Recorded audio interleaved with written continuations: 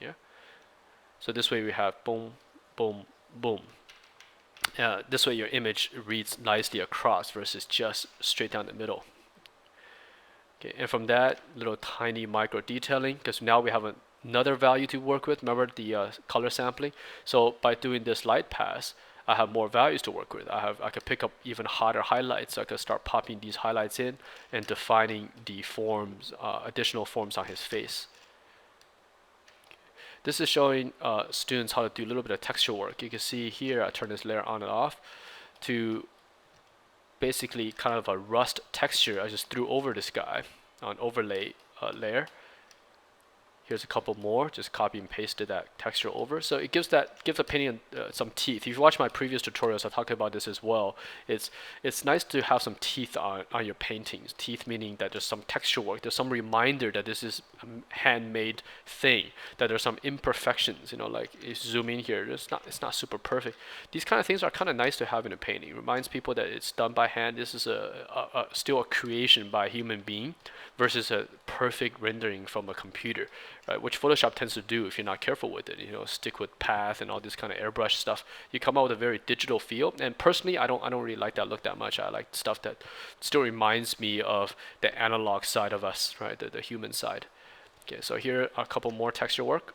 You see, boom, boom. And this all gives the design some grip, some nice teeth. Okay. This is a favorite texture of mine. This kind of peeling metal. You can see here on and off. So I use this quite a bit for anything that looks destroyed. It's quite fun. It looks like a rusted metal that's peeling away. So put it there. I think I used this a few more times here. Yeah, here it is again on the leg. You can see on and off what that effect does. It's quite neat. And all that is just a texture that you put on overlay layer. And here we pop in the lights a little bit more to keep bringing it up. So the way I like to work, especially for an image like this, which starts dark, is to start with very dark values and just push your way up. So, you know, if I was to draw a value scale here, we start it around here. So this is 10 being black or 0 being white. Oops, let me write this nicely.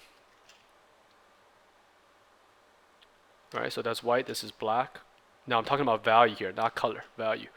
Okay, and you have your 9, 8, 7, well, middle will be somewhere over here, right? 5. So 9, 8, 7, 6, 4, 3, 2, 1, 0. This painting started around this range here. Right, so all your values are sitting in this area, and then we slowly pulled it into this, right? And then about, let's see, let's turn this layer off. Okay, somewhere around here, we're still in the 7 to 8 values. But by the time we reach here, about this level here, we're starting to get into the 5, 4 value range, which is around here. So we start covering here. You're working your way up the value chain. And when I turn this layer on, right, this layer that I just introduced, we're starting to get into some pretty high values. We're going to probably the 3, close to 2 now. So we keep going up. The last stage will be the 1, when the zeros, which is your pure white, the highlight layer, which you could almost start to get in these areas. But even this is not pure white, not by far. See, if I do a color sample, you see it's not pure white. It's off by quite a bit. So we save that for last. Those are things like pure highlights or very bright areas. Okay. A couple more value balance. So always working with value. So for example, this area, if I turn the value off, it's too dark. It's not helping this area read in 3D. By putting this value here, it pushes this form. Let me draw this out. It pushes the back area here, kind of like this lip design here, into the background, giving a sense of distance between the two, therefore creating a 3D space along this head area here, allowing this front weapon to fit in.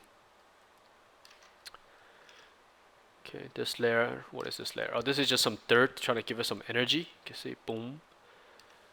Some more splashes of dirt. This is all last minute cleanup stuff. The image itself is pretty much done at this stage, so what I'm doing is just adding these kind of very quick details on the ground to, as you can see here, turn this on and off, to give the image some energy, some life, so it doesn't look stale. It looks like this guy's standing in the mud and he's kicking up dust and all this kind of stuff. Okay. Here I experimented a little bit with, let me show you where I'm at right now.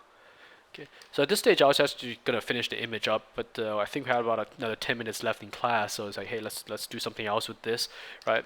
For a demo, it's okay for the students. I think we could actually call it done. But since we had about 10 minutes to kill, I thought about, hey, let's bring in some other elements.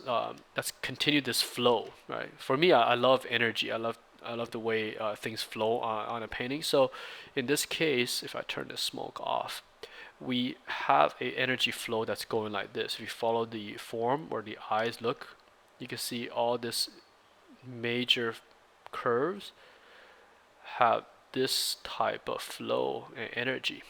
Right? If you follow the legs in, they all flow this way, right? And these legs creates a nice contrast to all the forward movement. So it puts this guy in place. Right, so we have this forward flow, boom, boom, boom, boom, right?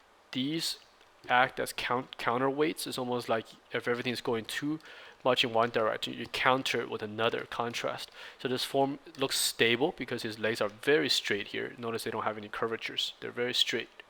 Whereas these, they curve a little bit to give it a stance. If you look at how animals, like insects, the way they stand, they have a very similar stance to this.